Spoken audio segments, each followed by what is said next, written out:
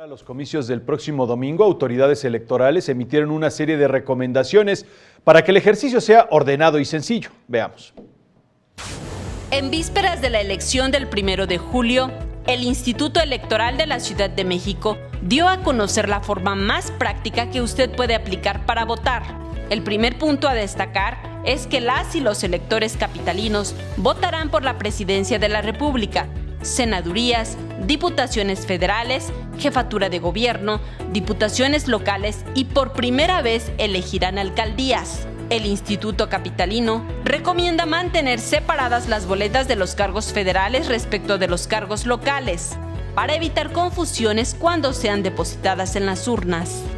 A nivel federal, hay 3 coaliciones integradas por 3 partidos políticos cada una, y a nivel local, hay una coalición de 3 fuerzas políticas, una candidatura impulsada por otras 3 fuerzas y 4 partidos van de manera individual, además de las candidaturas sin partido registradas para los diversos cargos, entre ellas una para la jefatura de gobierno.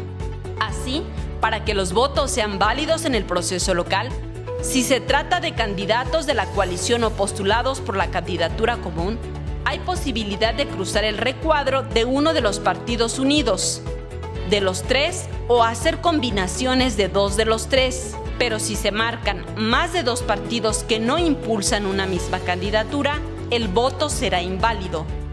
Saray Mariscal, 21 Noticias.